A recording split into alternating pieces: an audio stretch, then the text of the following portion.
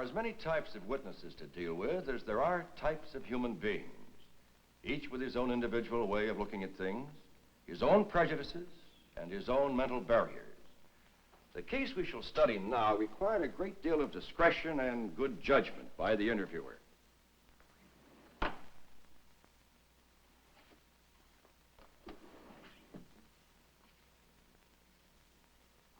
The complainant in this case was Miss Marie Sheridan, age 28, occupation waitress.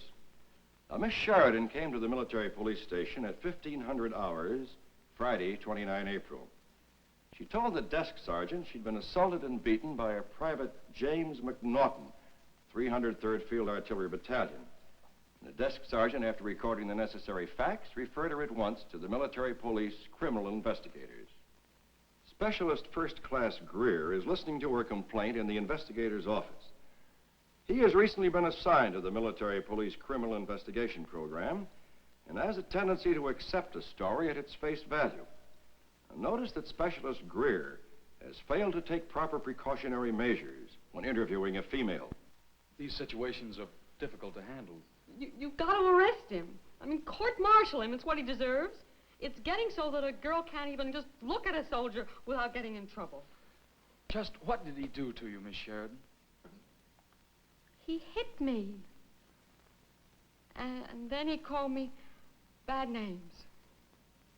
I thought he was going to do something awful. I didn't know. Where did this happen? In his car. Outside the Red Mill Cafe. Oh, I was really frightened. He practically dragged me out of the car and then he hit me. Luckily, I got away and I ran down the street and finally got home. Well, when did this happen? The night before last. About 2 in the morning. It was awful. I don't know what he would have done if I hadn't gotten away.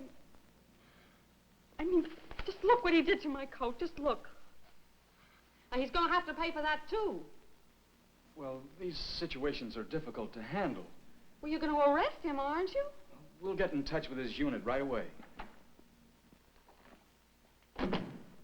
Excuse me. Mr. Bennett? Mr. Bennett? There's a girl here who's been assaulted by a soldier. She's pretty upset. I think we better have the soldier picked up for questioning. What's it all about? Well, she was in this car with a soldier named McNaughton, 303rd. Assault is a serious matter any time, and especially so against a woman. But it's also a difficult offense to deal with. Proof is often hard to establish, and lots of human factors, mostly emotional, may influence the case. The investigator must know the elements of proof before beginning an interview. He must be cautious all the way. He cannot accept a story at its face value. He must establish all the facts. After learning the nature of the complaint, Chief Warrant Officer Bennett decides to get more details before having the soldier picked up. Since the complainant is a female, he sends for a woman clerk from the main office outside to be present in the room during the interview. This should always be done as a matter of self-protection for the investigators. If no other woman is available, any disinterested third party will do. Specialist Greer failed to take this precaution. I'm awfully sorry if a soldier has hurt you in any way, Miss Sheridan. We'll do everything we can to help you. Oh, I just don't want any other girl to have to go through what I went through. Of course not, but... Well, I was just wondering why you didn't report this incident sooner. Well, I was so upset about the way he acted, about my coat, about everything. And then I was telling my girlfriend all about it, naturally. And do you have a cigarette on Mola? Sure.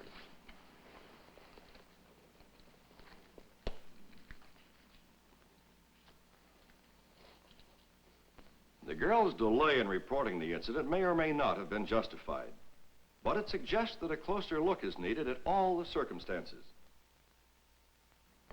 Thanks a lot. You, mentioned your girlfriend. Oh, yeah, well, I told her all about it, and when she found out about the coat, she wanted us to go right out to the camp and report it to Jimmy's commander. But I was so upset. How long have you known Jimmy? A month? Maybe a little longer. Had you been out with him much before this last time? 3, 4 times maybe. Did he ever try to molest you before? Well, he got fresh with me once, but I put a stop to that. Then he tried again the other night, and I made him quit. That's when he got rough. Were you, sitting in his car when he got rough? Yeah. Then what happened? Well, then I got out. I was trying to get away from him. That's when he made me tear my coat on the handles of the door. Look, see? That's what he did to my coat. And then he started to talk nasty to me, call me bad names. I tried to make him behave, but he just wouldn't. Oh, he has a terrible temper. When you got out of the car, did Jimmy get out the same side as you? Yes, he slid over and got out after me. I said to him, look what you did to my coat. It's the only decent coat I got, and you ruined it. A lot he cared. Let's see. You got out of the car yourself. He didn't get out first, then pull you out. No, after he slapped me, I was trying to get away. Her original statement was that the soldier had dragged her out of the car. There's also a difference between being hit and being slapped. As I understand it then, while you were sitting in the car with Jimmy, he struck you with his open hand, is that right? Yes, and it stung hard. Had Jimmy been drinking quite a bit? Yeah, we had a couple. Oh, you both had, huh? Yeah, but I was okay. I wasn't drunk or anything. When I got home, I was so upset I had to take some medicine. What kind of medicine was that? Some kind of sedative. I was nervous. My girlfriend wanted me to call a doctor. Boy, was she sore when she saw that coat. $49.50 I paid for that, and not 3 weeks ago. You just have to get a new coat. Have you seen Jimmy since Wednesday night? No. Do you expect to see him soon again? If he was any kind of gentleman, he would have come over and apologized and offered to pay for the coat. But he won't. Not if I know him. You said that you and Jimmy had quite a bit to drink Wednesday night. Do you recall how much? No. But I remember Jimmy said he hadn't had any supper. And you know how it is, drinking on an empty stomach. Mm-hmm. What'd you have to drink? Well, I was drinking highballs mostly. I think Jimmy was, too. Yes, in fact, I'm sure he was. Do you remember where you went? Sure. We went to 2 places before we went to the Red Mill. First, we went to the Joe's place out on the highway, and then we went to the little Kruger's bar down on 12th Street. I guess you were both feeling pretty good by the time this incident took place in the car. Yeah. Oh, I was okay, but Jim was feeling pretty high. I guess he thought it was the other way around, though. Did he? I gave him the back of my hand good. Oh, you slapped him, did you? Sure. I had to put a stop to that.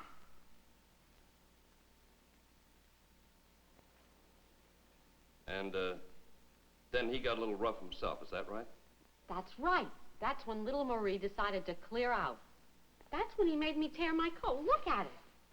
Did I tell you I only had it 3 weeks? Let's see now. You and Jimmy went to, Joe's place, was it? Then Kruger's, then the Red Mill. Is that right? That's right. Were you seen there by anyone you know? No. And the, bartenders at these places, do they know you? Yeah. Well, I guess so. Maybe. Well, they might remember me. Why? Well, we'll have to take statements from the witnesses at these places that you and Jimmy visited Wednesday night, I imagine. Well, what for? I showed you what he did, and I told you how he caused it. Now, isn't that enough to make him pay for it? Who pays for the coat is not in our jurisdiction, Miss Sheridan. I'm talking about the charge of assault. We have to establish the background and the events of the evening leading up to the assault. Oh, yeah? You see, if it comes to a court-martial, Jimmy's defense counsel asked you and all the witnesses a lot of questions. We have to ask the same sort of thing to establish the circumstances surrounding the complaint. Well, will I have to show up at the court-martial? If there is one, you will certainly be called, I'm sure. Oh. Assault is a serious matter. A conviction of that offense puts a black mark on a soldier's record. That's why we have to develop all the facts of the case beforehand. Now, if Jimmy really did assault you, the Army will take action. But before any action can be taken against Jimmy, the facts must show he has committed an offense. Look, I just want him to do what's right. That's all. I mean, see, I have a girlfriend, and her girlfriend is a legal secretary, and she said that Jimmy could be made to pay for the coat. Isn't that right? Frankly, I don't know. That's not in our jurisdiction. Well, couldn't you talk to Jimmy's commanding officer or somebody and tell him what he's got to do? That's all I want. Have you talked to Jimmy about it? Well, no. I haven't seen him since Wednesday night. Maybe you could work something out with him yourself. Oh, I don't think there's much chance of that. Maybe I could tell him he could be forced to pay. Maybe I could tell him that I spoke to somebody who knows the law. Do you know how long it takes to save $49.50 on a waitress's pay? Ask her, she'll tell you. I can't go around buying coats like this every month. Just look at that material. The case of Marie Sheridan is a pointed illustration of rule number 1 for all investigators. Never accept any story at face value. Now let's review the case for a moment. The investigator who heard her original complaint, which sounded like an aggravated assault, was ready to take action first and ask questions later. But the more experienced investigator wanted more details first and found that while there was a lot of smoke, there was very little fire. What sounded like a serious assault turned into a rather minor assault, which was at least in part provoked by the complainant's own actions. Her motive in making the charge was simply to get a new coat. Marie refused to sign the statement when she learned that assault is a serious offense. The investigation was completed, however, and a report made to Private McNaughton's commanding officer. Now, the complainant who has an ulterior motive, who exaggerates, or who in many cases makes a completely false charge, is a rather common type. For example, the motive might be jealousy, or spite, or injured feelings. Or in the case of some women complainants, simply that they didn't get paid enough. And the complaint may run anywhere from a simple assault to rape. But let me make one thing perfectly clear. Don't make the mistake of thinking that a person of poor reputation or easy virtue doesn't deserve your consideration. An assault is still an assault. A crime is still a crime, regardless of whether or not the victim is a nice person. Just make sure whether or not the offense as charged has really been committed. And one good place to look is in the mind and motives of the complainant. Now let's consider another type of witness. Oh, yes. Here's the case of Private Arnold Douglas, charged with malicious destruction of property at the Apache Bar and Grill and assault on the proprietor of same because of an argument involving the proprietor's wife. It happened about 2 a.m. after an evening of drinking by the accused. There were several witnesses to the conduct of the accused during the evening. One of these witnesses was his buddy, Private Charles Gibbons. Now, ordinarily, a witness is interviewed at his place of duty or in his quarters. But in this case, the investigators had reason to believe that Gibbons might be an unwilling witness. So they brought him to the office for questioning. The investigators have just finished interviewing the proprietor of the Apache Bar. Well, as a rule, civilians feel more at ease when the investigators are in street clothes. A good relationship with witnesses and suspects, be they military or civilian, is always helpful, at least initially. With servicemen, this can often be achieved by the use of given names. As for this soldier witness, from information already received, the investigators were reasonably sure that Gibbons himself was innocent. Well, as I told you, Charlie, we're looking into that business at the Apache last night concerning Private Douglas. I don't know anything about it. You were in the Apache, weren't you? Yeah, for a little while. You came in with Douglas, didn't you? Yeah. You left when Douglas left, didn't you? Yeah? So you must know something about what Douglas did while he was in there. Don't you, Charlie? Not too much, no. Why not? I had too many beers. I don't remember so good. Oh, I see. What's the trouble, Charlie? My head's busting. I need an aspirin. I'll get you a drink of water. An obstinate witness can think of lots of ways of ducking the issue. Remember, this man is hostile for a reason. The suspect is known to be Gibbons' best friend, and the witness is determined to protect him.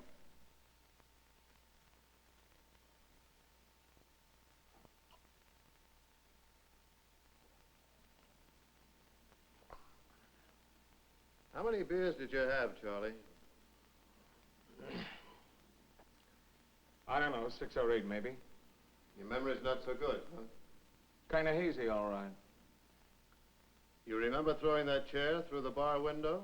Don't give me that. I never threw any chair. How do you know? You say you can't remember. I never threw anything. Somebody did. Somebody threw a lot of things.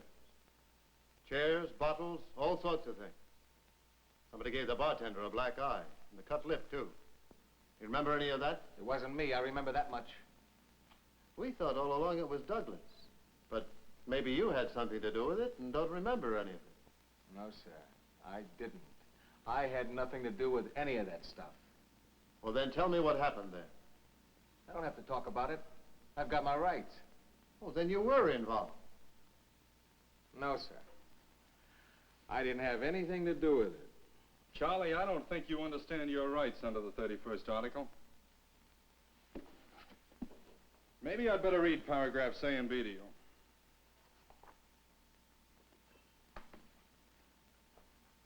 No person subject to this code shall... Witnesses who don't want to talk often make the mistake of thinking the 31st article excuses them from answering. They have to be shown that this article does provide a right to remain silent in the cases of suspects and persons who may incriminate themselves. But it does not give an innocent witness who is not a suspect the right to refuse to answer questions concerning an offense under investigation. Accused or suspected, and that any statement made by him may be used as evidence against him in a trial by court-martial. Now, you see what it says there, Charlie? Any man who's involved in an offense is protected, but an innocent bystander is not covered. Now, if you took part in that affair at the Apache, you may remain silent. Honest, I didn't have anything to do with it. You're an innocent bystander, is that right? That's right. Okay, then. We know you and Douglas are buddies and you want to help him out, but you're not covered by the 31st article and you can't refuse to answer questions. Now, what did the bartender's wife have to do with this? Was she giving Douglas the eye or what? Is that how this got started? I guess so. I wish we'd never gone into that place. How many other people were in the place when Douglas started throwing things around? A couple of others, I guess. I don't know. Well, how many times did the bartender tell Douglas to keep away from his wife? I don't know. Look, why don't you ask Douglas himself? I don't want to talk about this. I'm no stool pigeon. I know how you feel, Charlie, believe me, but you got the wrong slant on this. All of the other witnesses are on the bartender's side. They're all prejudiced in his favor. Now, we want to know what happened from your side of the table. You're not doing your buddy any good by saying you don't know or you don't remember. So far, everything we've got makes it look pretty bad for Douglas. If you want to really help him, tell us the straight dope on what happened.